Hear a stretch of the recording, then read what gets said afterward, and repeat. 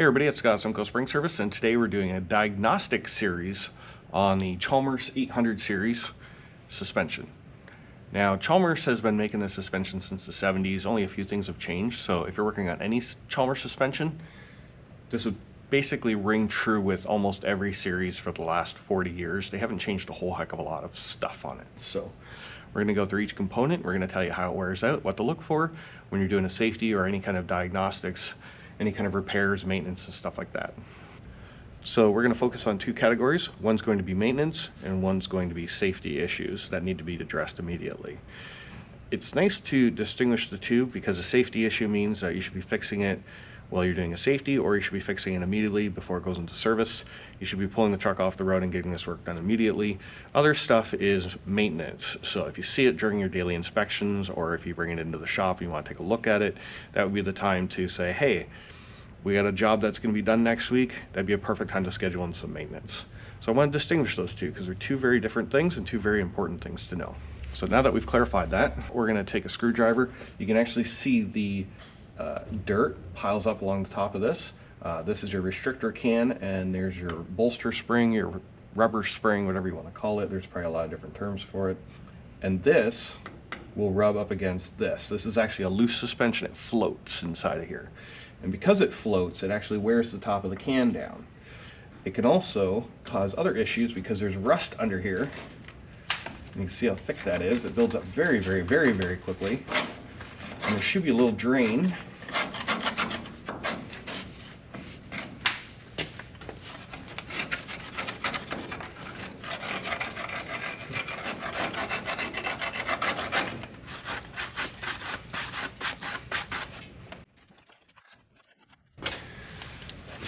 They changed the design.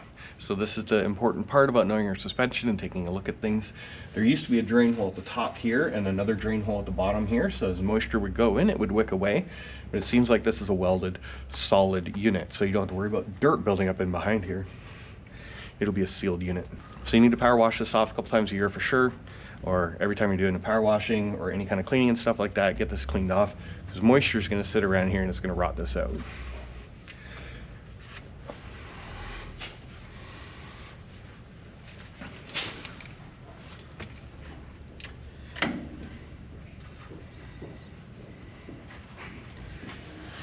Holy crap.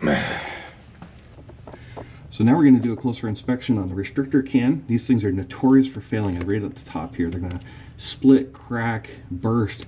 I've seen a split go down here, split the whole can in half. That's never any good. But I was just looking at it and there's a crack right there.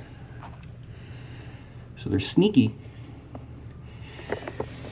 And this is why you want to take a look at it, because nobody saw that until I just looked at it right now. So we're doing a preliminary diagnostic. So driver didn't see it, customer didn't see it, they didn't see it in the last safety. So I'm the first one that's seen this. This can is split, so we're going to replace both of these restrictor cans. Now, why are the restrictor cans called a restrictor can, and why is it important? So this restrictor can prevents the rubber from swelling out. It holds onto the rubber, and that's literally what contains the suspension from flattening out.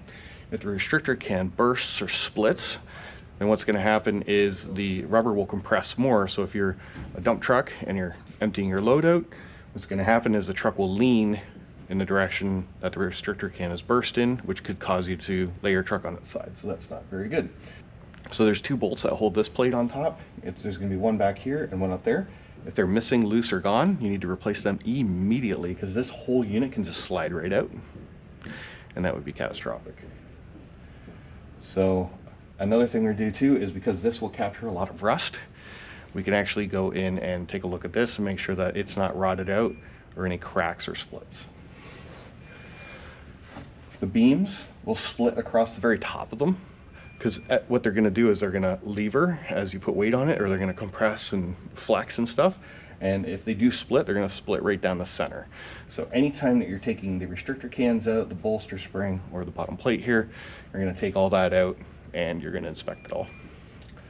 Replace the bolts, put it back together. So do a preliminary inspection. If it looks anything at all questionable, just take it all out and you can inspect it all.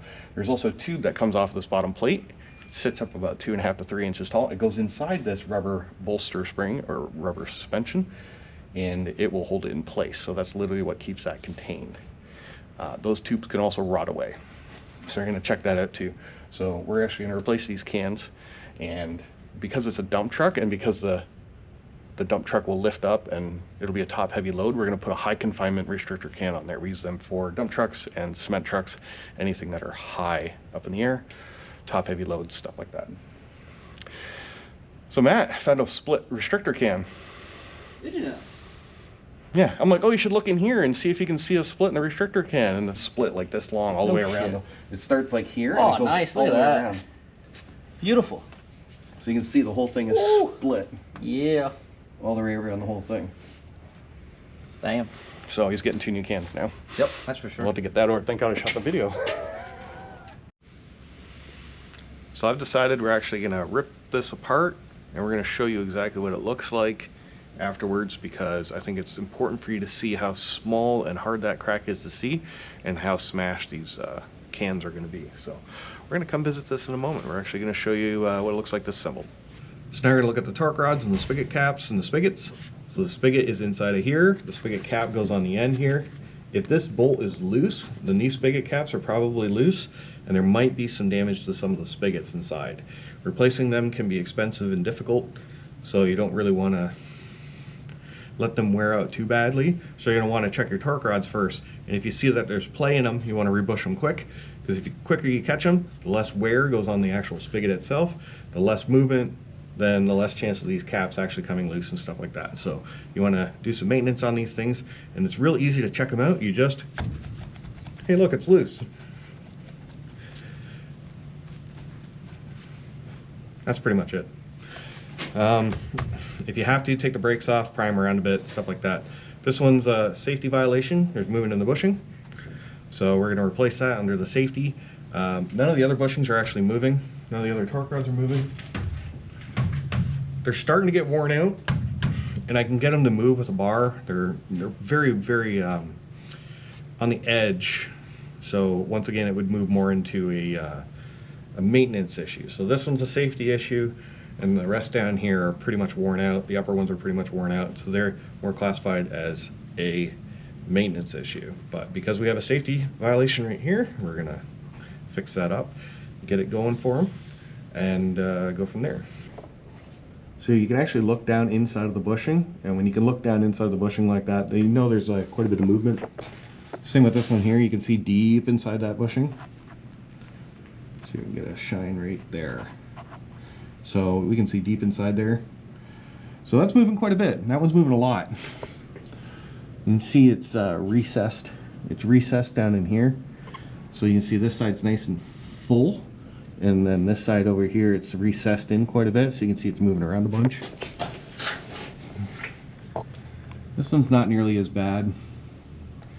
Looks pretty even and flush. You can't see inside the bushing, so this end would actually be fairly decent. This is your loose one.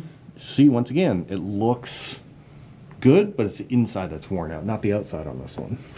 Here's another one that's worn out pretty good. You can see inside the bushing, so this one's worn out on the outside. So yeah, there's basically 2 different ways that they wear out. One is internal wear, which is this one here, which you can move up and down, so it's worn in and around the spigot itself.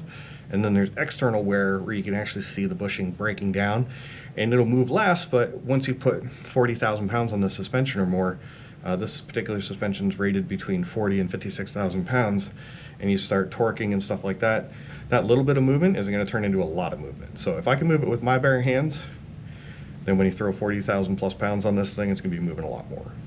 The upper torque rods are really hard to tell. There's one that's got a little bit of crumbling on the bushing, but we're actually just going to do all the bushings because all the lower bushings are worn out, so we're going to replace the uppers as well. The uppers don't wear out nearly as fast, but since we're doing them, we're doing all 16 bushings, and we're going to do it all at once. So there you go, that's pretty much it. That's the Chalmers suspension. That's the things that we look for. If you do end up having to replace the actual spigots, so it's actually a flat plate of steel, and the spigots are just welded on. So you can actually buy them from Chalmers, and you put them on and weld them. The ends here are a little different. It's actually a whole housing welded right to the actual axle itself. and you have to buy that entire thing. They're quite a bit of a pain to get perfectly lined up again. Do a lot of measuring before you cut them off. And if you do have to cut them off, make sure that you put brand new torque rods on. So if you let them wear out too fast, not only are you going to wear out the bushings, you're going to wear out the spigots. If you wear out the spigots, you're going to wear out the spigot caps. If you wear out all of that, you're going to have to replace them, and you're going to have to replace the torque rod with an adjustable torque rod so you can set the alignment again. So if you're just doing bushings, you can usually just pop torque rods off, put new bushings in, slap it on, you're good to go. But if you're putting new spigots on, you're going to have to put new torque rods on as well. These torque rods are not cheap, so it's well worth it to do the maintenance when you can. This truck is 5 years old and has 600,000 kilometers on it. So if you have a vehicle that's that old and has that many kilometers on it, it would be very, very good to look at your suspension. Another issue you can get too is these boxes will start corroding. You can see they're about 1/4 of an inch thick now, but I've seen them rot completely out because you can see the dirt just loves to sit inside of them, and they're really, really hard to clean out. But there you go, there's your floating suspension I was talking about at the beginning. And you can see how it floats around in there. So there you go, that's the diagnostics on a Chalmers 800 series suspension. I'm going to pull apart the upper bolster spring, restrictor can, and everything, and we're going to yank that out, and we're going to take a look at that next. Jacked it up, go to test to see what it's like, and it's about ready to go for a rock and roll out on the road. Bolt's gone right out of there. So I got one bolt left in there. I'm going to cut it from underneath, and we'll pull this baby right out of here.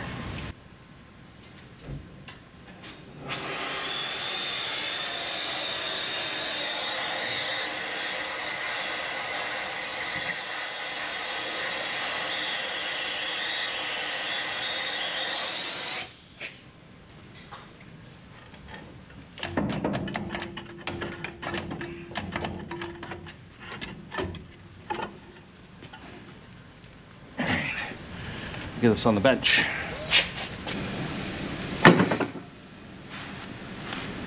right, let's take a look at this thing. There you go. You can see your splits everywhere in here, all the way around, all around the outside.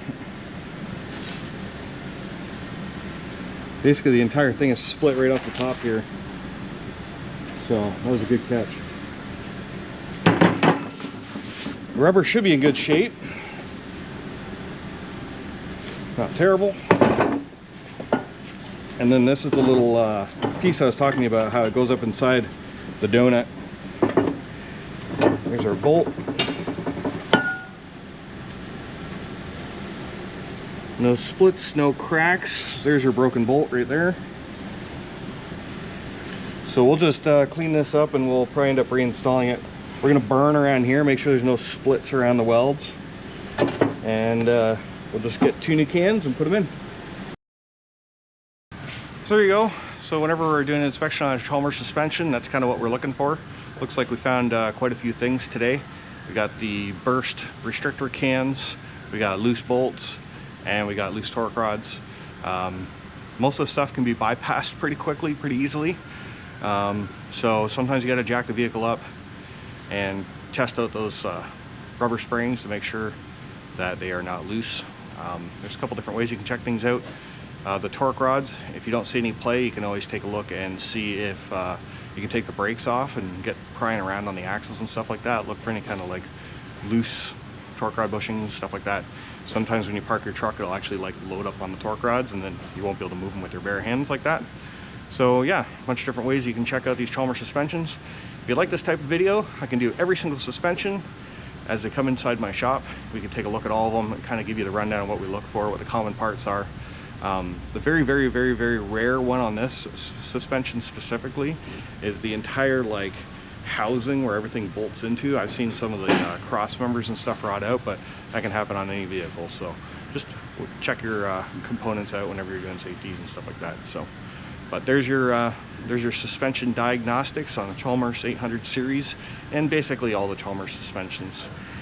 You can identify the type of suspension by the spigot caps. I found that that's the easiest way for me to identify it. The one that we have today is a 4.5 inch diameter. That's the newest version. I think it's type 2. Then you have your type 1, which is only a 4 inch diameter spigot cap. And then you have your type 0, which is a longer spigot cap, deeper, and it's only like I haven't done one in many years, but they're about 3.25, 3.5 inches. So 3.5, 4, and 4.5. Kind of gives you your different sizes for the different spigot caps. That helps me identify it, and then it helps me identify what type of bushing. Hope that helps you out. If you have any questions, put it down below. If there's anything I've forgotten, please put it down in the comments. And don't forget to like this video and subscribe. Have a good day. Talk to you next time. Bye.